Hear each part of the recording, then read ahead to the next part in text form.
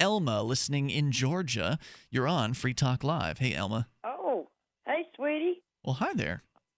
All right. I homeschool my son. He's fixing to be 22.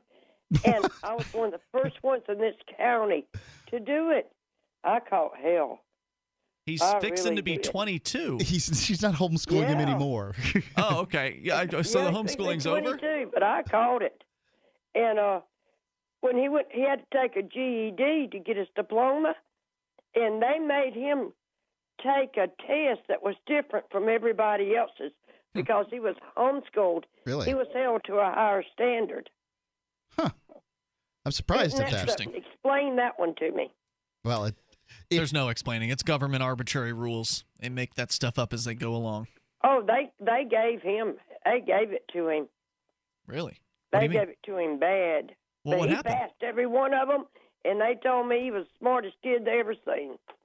Well, fantastic. You know what? That tends to be the case. College. That tends to be the case with a lot of homeschools. Is they're really brilliant folks because they've been able to, in a lot of ways, sort of follow their own educational volition. Look into the areas that are most interesting. You could ever see in your life. He's a good man. I believe you, Elma, and I thank you for the call tonight. Appreciate hearing from you. The toll-free number is 855-450-FREE. Now, Mark, you are homeschooling Jack. He's your 6-year-old son. Is there an unschooling aspect with what you're doing with Jack, or is there some directed kind of, you and Laura are figuring out what he needs to learn? Because unschooling is kind of a different approach to homeschooling. Well, unschooling is what the parents decide to make it. What I do is I look for opportunities, things that Jack's interested in talking about at any given time. What's his thing right now? Like, he used to be into the solar system? Right now, he's into Star Wars. Okay. Star Wars is what he wants to do. It's an extension of the solar system. A galaxy far, far away, a long time ago. If you think about adults, many of them spend a lot of time thinking about entertainment that they like.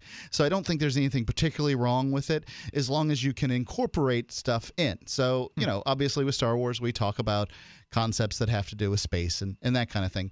But probably mostly what we're doing as far as education is he loves to read comic books and books with us.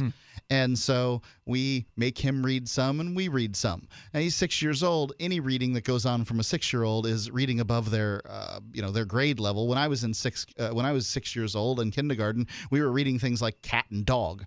Wow. I mean, he's well above that reading level. So, but he doesn't know. He doesn't know that there's other kids that can't read as well as he can, so he never feels held back. There's no standard to push towards or be held back by. Sure. Just to him, he's never existed in a world because we had got the baby reading kit, babyreadingkit.com for him. He's never existed in a world where he didn't have some understanding of words. He also doesn't have bullies to deal with or any other terrible things. Yeah, you don't.